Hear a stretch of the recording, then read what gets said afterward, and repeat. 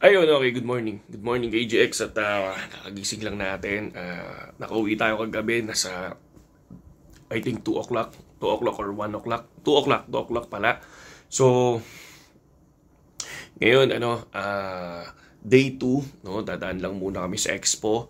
Tapos after namin dumaan sa Expo, mag-iikot-ikot kami dito sa SG. Pero yung mga nakita natin kahapon, kung mapapansin natin, sa news ko lang nalaman na sa news lang natin nalalaman kung totoo ba yung sinasabi nila na ang isa sa pinakamaraming naniniwala sa crypto is Indonesia and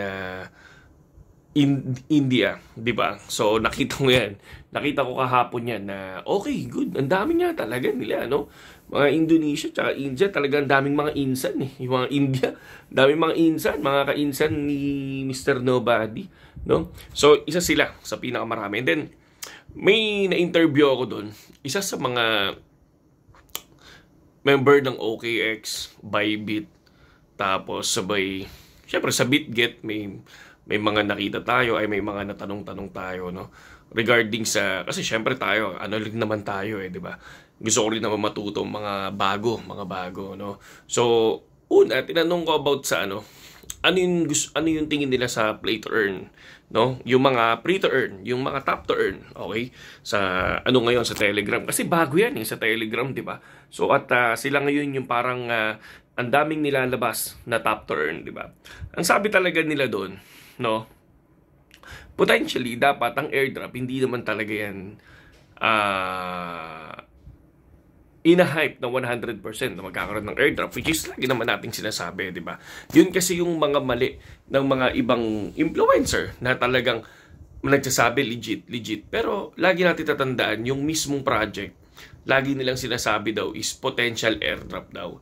Kaya nasisira yung mga project kasi dahil hina-hype nating mga influencer. Idadamay ko na yung sarili ko, no, para at least ayoko naman iligtas yung sarili ko doon. Di ba? So, idadamay na natin. Di ba? So, yun yung sinasabi nila na, which is tama. Sabi ko, okay, tama naman pala.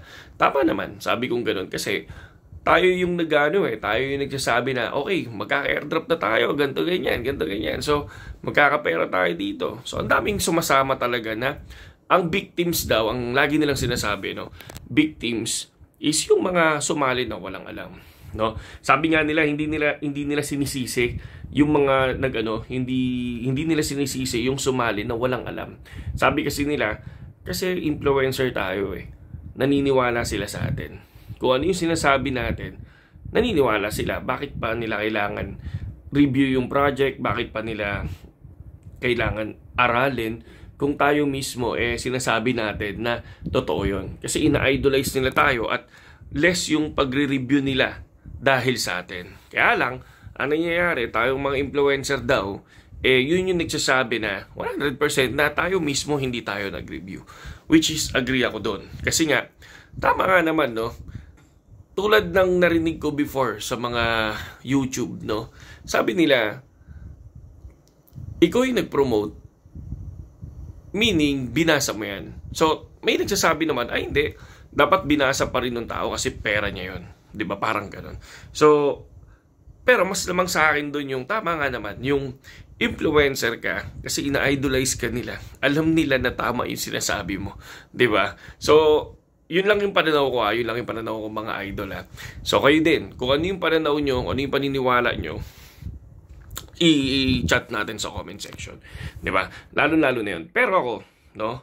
So, ang payo ko pa rin sa iba, no? Siyempre, kung pera mo, rules mo.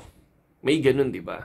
May ganun tayo. Kahit Axie Infinity Days, sinasabi ko na siya, no? Tama, may mga influencer na ganun magsalita.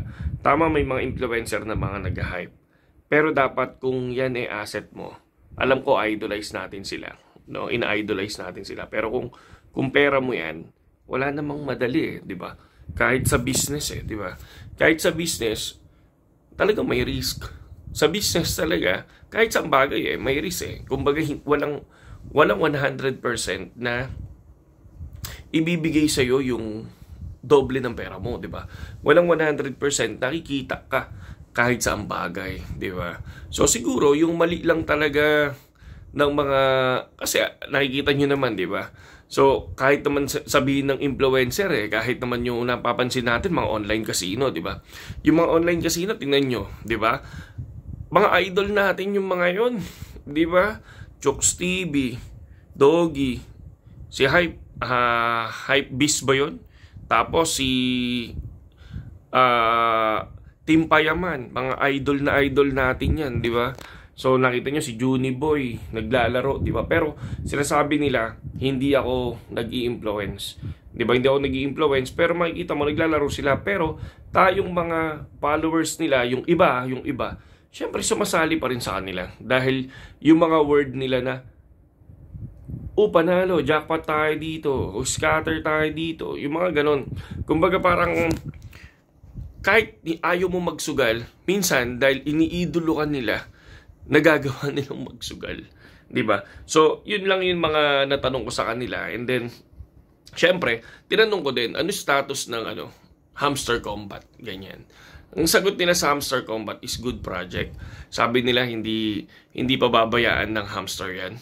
Nasa parang lang yan parang ang narinig ko mindset ng Axie Infinity, no? Na kung saan syempre hype ngayon, hahayaan nilang humupa. Parang ganun yan.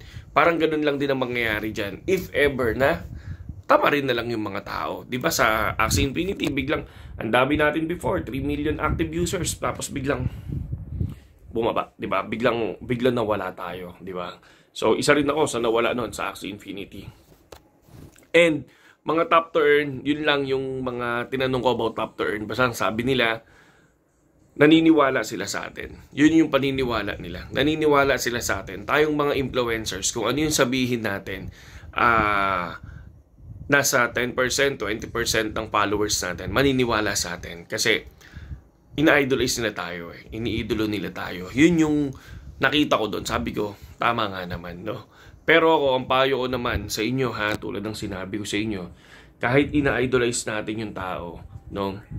Dapat aralin pa rin natin. Kasi una, kung pera mo yan, di ba? Pera mo yan. Rules mo yan. Dapat aralin mo maigi. Huwag ka madala sa hype. Okay? So, magkakaiba tayo ng pananaw. Pero, kasi ako hindi naman ako nadala sa hype pagdating sa Hamster Combat Nadala ako sa hype, alam nyo kung saan? Sa Axie Infinity dati.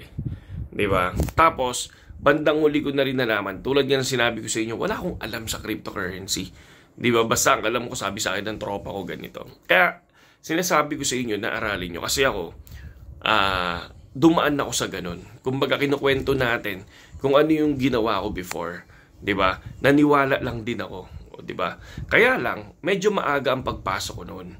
Di ba? Kahit pa paano, naka-ROI ka. Hindi katulad ng iba talaga na totally hindi sila nakapasok ng maaga. Nakapasok sila late. Diba? And then yung iba gumastos, ang laki-laki ng ginastos, tapos wala na. Diba? Setlog na, no? Pati pato, ubus, diba? Pati pato.